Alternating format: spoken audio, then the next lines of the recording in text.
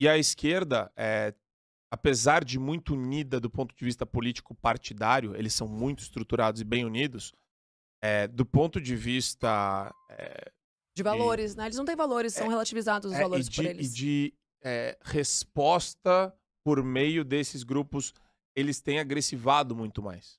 Quem agressiva, quem torna até mesmo a discussão política muito chata, não é a galera da direita. Pega as lideranças, as pessoas que trazem as ideias. Você vê que existe uma demonização midiática de qualquer pessoa que se coloca como defensora desses valores. Então, é muito fácil pegar os exemplos internacionais. A primeira-ministra da Itália, ultranacionalista, É, extrema-direita. Primeiro-ministro da fascista. Suécia, ultranacionalista, neoconservador, extrema-direita. Qualquer cara que se identifica com esses valores, a pessoa, o editorialzinho lá da BBC, da Folha, já Fascista. começa o processo de demonização. Isso acontece internamente aqui também. Então, existe uma depuração. Não sei quanto tempo vai levar, não sei se ela vai ser muito eficiente, né, Pietra? Mas existe um processo de depuração, tanto do ponto de vista político, quanto da imprensa. A imprensa, como a gente conhece, está morrendo, né? É que nem taxista com Uber.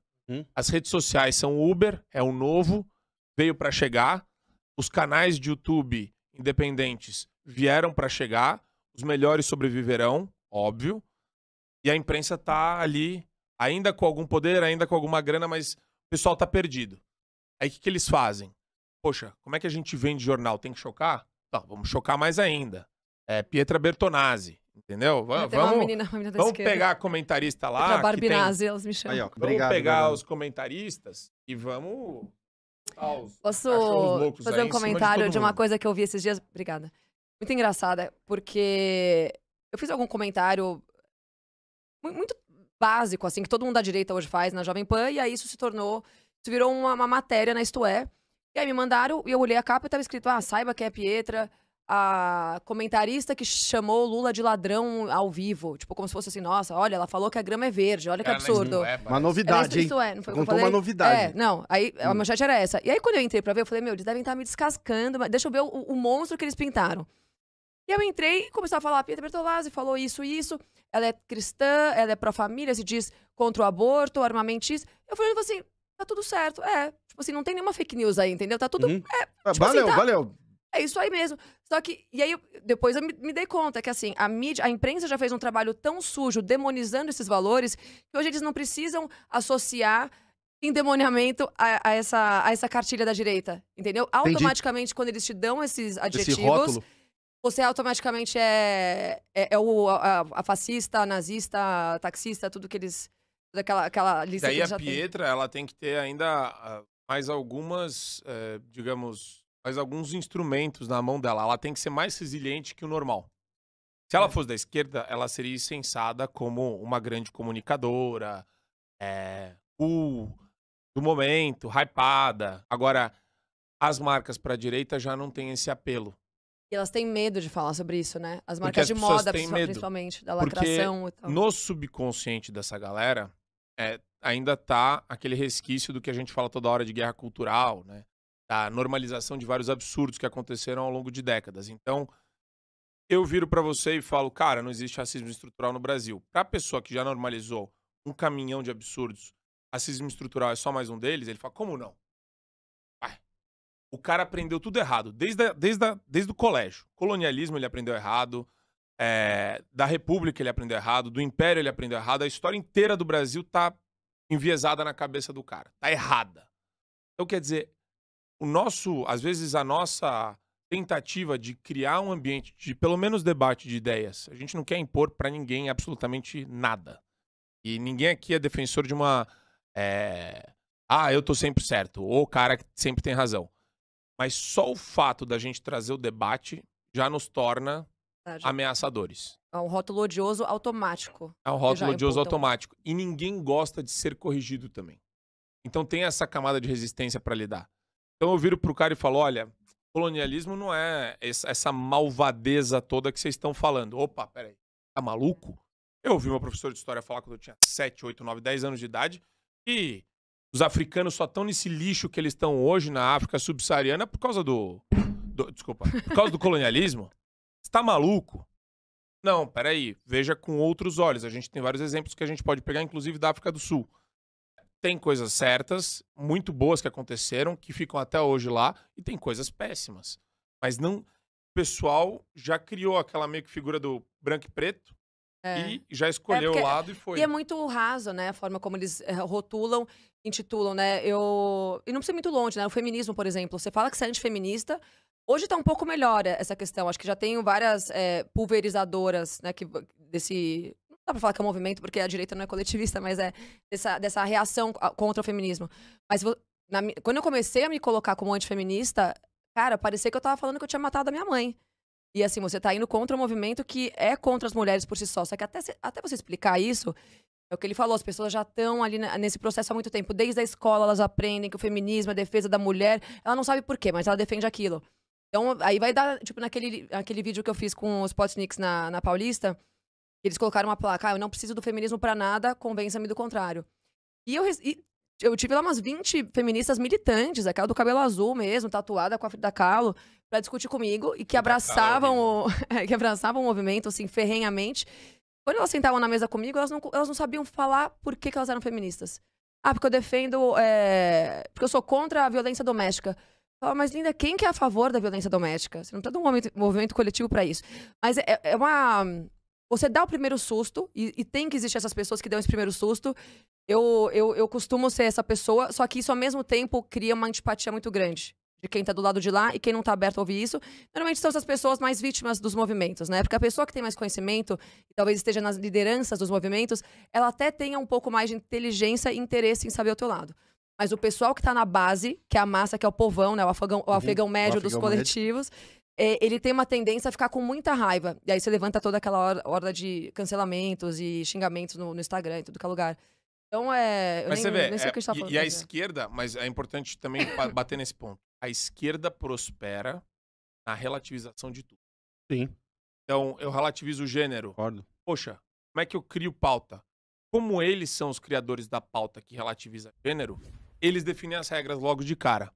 E você, pontão que tá ali, perdido, trabalhando 14 horas por dia, abre às vezes um jornal e não tem muito interesse em entrar nesse mundo de guerra cultural, debate acadêmico ou debate político, você é arrastado. Então, a hora que eles definem as regras e a gente brinca a ili-nili, mas antes de ili-nili, tem tirar a disforia de gênero como uma doença da OMS. Então, foi agora, foi 2019, sabe, é uma coisa básica. Eu me enxergo no espelho como uma ratazana, eu sou doente ou não sou? Eu vejo uma ratazana. Sou uma pessoa, um ser humano, um homem. Vejo uma ratazana. A minha cabeça é de porco, mas o meu corpo é de ser humano. Será que eu tenho um probleminha ou não então, tenho? Quer dizer, eu até faço, e aqui, de novo, pra falar que existe um transtorno psiquiátrico. Aqui, eu não tô brincando com quem tem disforia de gênero. Mas tem que ser muito claro com relação a isso. Né? E o tratamento não é aceitar o que aquela pessoa... O tratamento é sério, tem que ter acompanhamento de psicólogo, de uma equipe. Não é falar que não é doença e acabou, porque, de novo, né? Sentimentos. Falar que é doença, sério sentimento. Você entendeu?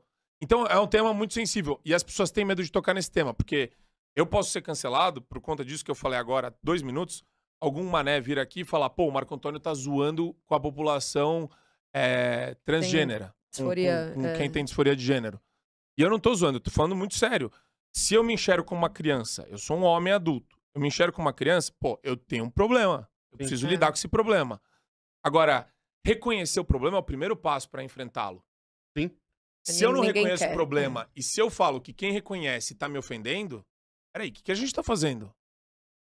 E daí, isso daí já virou pauta de empresa, ESG, o pessoal já tá lidando com isso daí de maneira totalmente ativista. A gente chegou num ponto que eu tava conversando com o Marco outro dia. Antigamente eu sabia exatamente quando eu ia sofrer um cancelamento, quando eu tava cutucando alguém. Hoje eu não tenho ideia. Então, toda Vem do semana, nada. a cada 15 dias. Então, por exemplo, outro dia era o dia da conscientização da pessoa com deficiência e tal.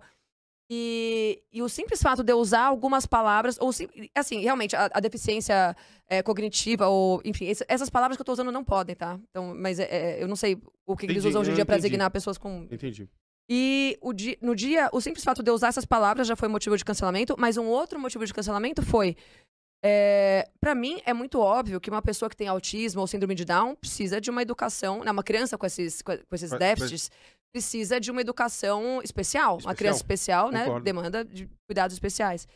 E o simples fato de eu falar isso já gerou um cancelamento absurdo, assim, de vários grupos né, que ajudam crianças com Down ou com qualquer... Enfim, eu fico tomando cuidado pra usar as palavras, né? Sim. Começar a se levantar e falando que eu era separatista, que eu era fascista, que eu era eugenista, capacitista. É um termo novo que eu aprendi naquele dia. E pra mim é muito óbvio, né? Assim, pô, mas eu não, assim, minha intenção era boa, eu tô defendendo uma coisa que eu acho que é o justo, mas tô falando, não, a criança, não é porque a criança tem uma síndrome que ela não pode acompanhar uma classe de crianças que não tem nenhuma síndrome. Cara, olha onde vai a relativização. Ou seja, você atrasa o estudo daquela criança que tem essa deficiência, essa comorbidade, sei lá, e em detrimento de uma narrativa pra normalizar que tudo pode ser relativizado de acordo com o que você sente. Você quer, de alguma forma, transmitir a mensagem de que aquela criança só será realmente incluída se ela estiver numa sala com outras crianças que não têm síndrome. Normais. Só que, na verdade, você pode estar atrapalhando o desenvolvimento dela. E habilidades que ela pode desenvolver se ela tiver uma atenção especial. Só que falar isso hoje, você mostrou pra mim, né? As mensagens de familiares, etc. E fica uma coisa boba, por quê? E aí, por isso que eu defendo que a gente tem que sim criar canais de comunicação para trazer esses estudos, trazer esses médicos, trazer essas pessoas que entendem disso que está acontecendo e explicar no beabá mesmo. Porque quanto mais cancelamento tem, mais você resolve com a liberdade de expressão.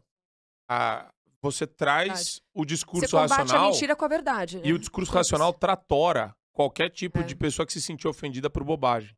É isso que é legal, porque eu vejo que falta muito isso. E assim, o cancelamento é a coisa mais imbecil que existe hoje, né?